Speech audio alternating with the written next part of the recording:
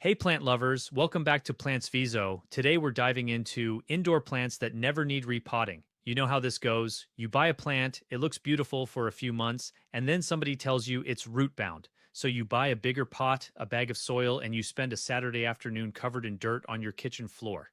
Then the plant sulks for 3 weeks and drops half its leaves anyway. Maybe it never fully bounces back. These 7 plants let you skip that whole routine. They're perfectly happy in the same pot for years, and a few of them actually grow better and bloom more when their roots are snug. Before we get started, if you're enjoying this content, hit that like button. It really helps the channel grow. Number 1, snake plant, the indestructible beauty. Botanically, it's Dracaena trifasciata, though for decades everyone called it Sansevieria, and honestly, a lot of plant shops still do. Here's a fact that surprises people. This plant was grown for centuries in West Africa for its fibers, which were twisted into bowstrings and rope. It's tougher than it looks, so why does it never need repotting? It grows from thick underground stems called rhizomes, which are basically fat storage roots that sit just below the soil. Those rhizomes push outward slowly, and they don't mind being pressed against the pot wall. A crowded snake plant just slows down. It doesn't suffer. I've seen people keep one in the same pot for 8 or 9 years with zero complaints. Looks wise, you've got options. Laurenti has bright yellow edges. Moonshine is a soft silvery green. Bird's nest varieties stay short and round at about 6 to 8 inches, while the tall upright types will hit 3 to 4 feet over time. Care is simple. It takes low light or bright indirect light, which just means light coming through a curtain instead of hitting the leaves directly. Water every 3 to 4 weeks in summer, and stretch that to every 5 or 6 weeks in winter. Normal room temperature between 60 and 85 degrees is perfect. It doesn't care about humidity at all. One thing to watch for: if the base of the leaves turns yellow and soft, you're watering too much. Brown crispy tips usually mean the plant went bone dry for too long, or your tap water has heavy minerals in it. Money-saving tip: a 6-inch snake plant runs about $10 to $25. But here's the great part. You can cut a healthy leaf into 3 or 4 pieces, sit them in an inch of water, and in 4 to 6 weeks, you'll have roots. Or just pull a rhizome off the side with a clean knife and pot it up. One plant becomes 5, and it costs you nothing.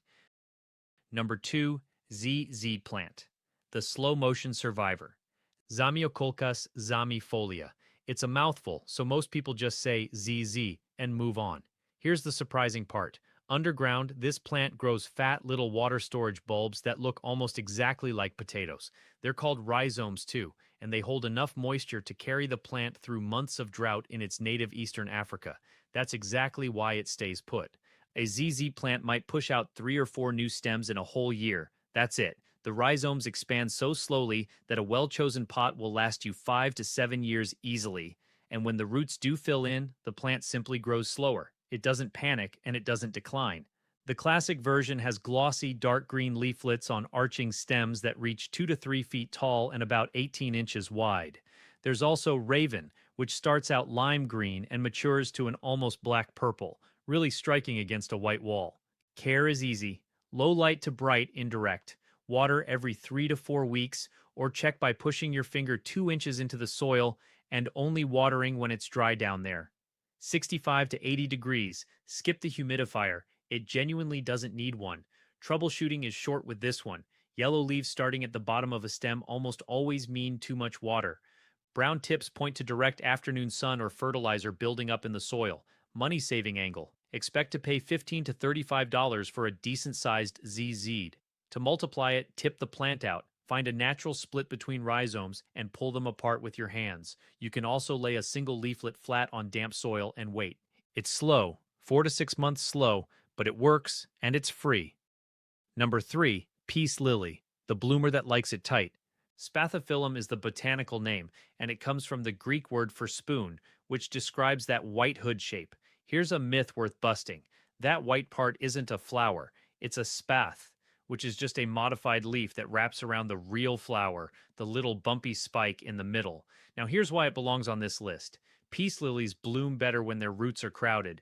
A plant sitting in a roomy pot puts its energy into leaves and gives you nothing. Squeeze it a little and it starts flowering.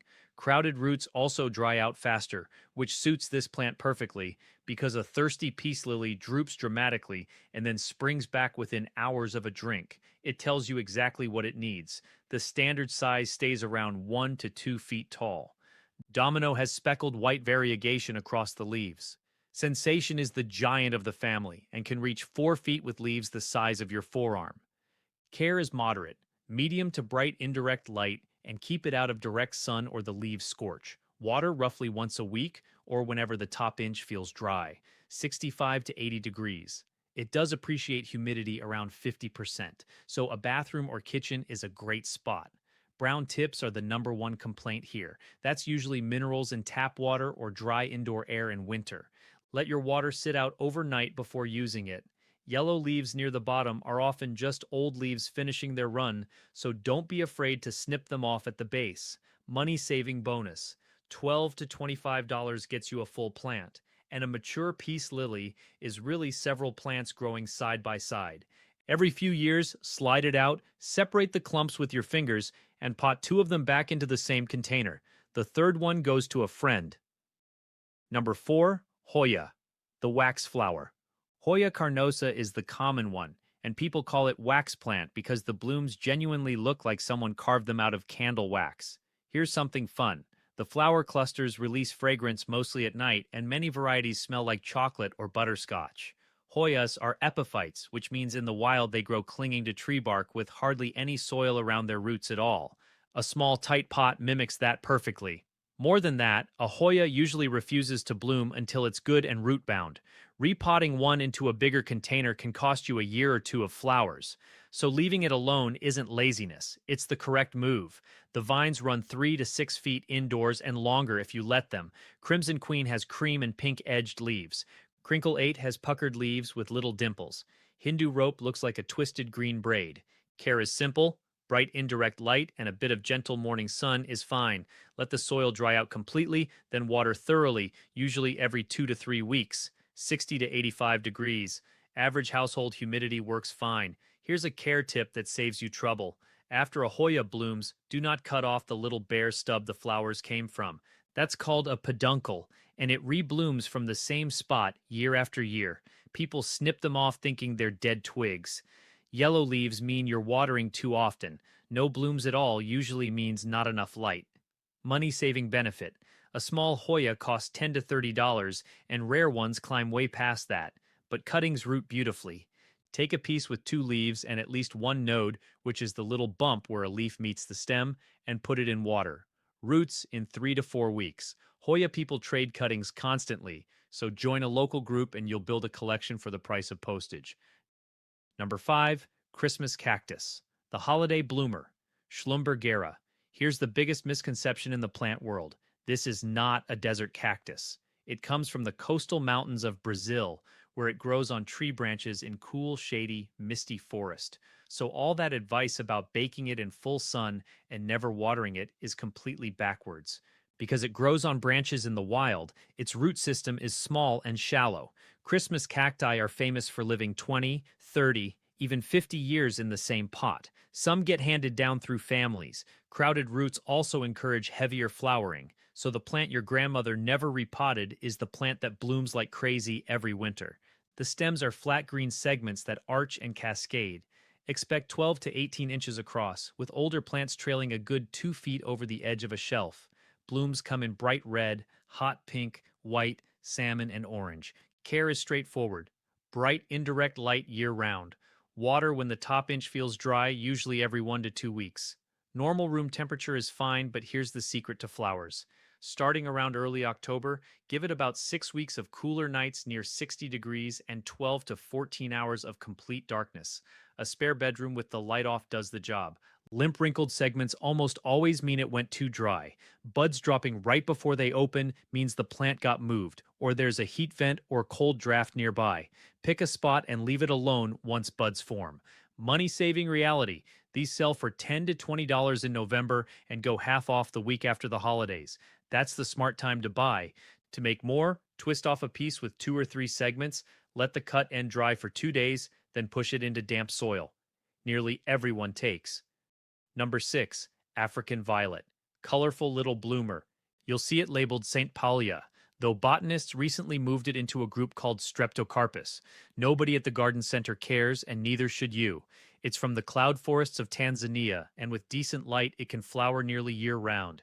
Here's the rule that changes everything. An African violet wants a pot no wider than about a third of the plant's leaf spread. So a violet with a 9-inch leaf span belongs in a 3-inch pot. Their roots are shallow and fine, and a big pot holds soggy soil they can't use. Keep them cramped and you get flowers. Give them room and you get a big leafy plant with nothing on it. Miniatures stay under 3 inches across. Standards reach 8 to 12 inches. The blooms come in deep purple, pink, white, blue, and two-tone combinations, with single or ruffled double petals. Care requires attention. This is the fussiest plant on the list, and I'll be honest about that. It wants bright indirect light, an east window, or a grow light running 10 to 12 hours a day. Water from the bottom by setting the pot in a saucer for 20 minutes every 5 to 7 days using room temperature water. 65 to 75 degrees, with humidity around 40 to 50%. Cold water splashed on the leaves leaves permanent pale rings. That's the most common damage I see. No blooms at all means light, almost every time. Move it closer to the window. Money-saving strategy. Small violets run $5 to $12, which is already a bargain. Here's the best part. Snap off one healthy leaf with about an inch of stem, poke it into damp soil at an angle, cover it loosely with a clear cup, and in 8 to 12 weeks, baby plants push up around the base. One leaf can give you 3 or 4 new violets. This is why violet growers trade leaves in envelopes through the mail. Number 7, Aloe Vera, the windowsill medicine cabinet. Aloe barbadensis Miller, quick myth bust. Aloe isn't a cactus. It's a succulent in the same broad family as asparagus and onions, which surprises pretty much everyone. Aloe roots are shallow, fibrous, and wide rather than deep, and they genuinely prefer tight quarters. Put an aloe in a big pot and all that extra soil stays wet, the roots sit in it, and the plant rots from the base. A slightly cramped aloe in a shallow terracotta pot will outlive an overpotted one by years. Indoors, it reaches 1 to 2 feet tall, with thick gray-green leaves that often show white speckles when the plant is young.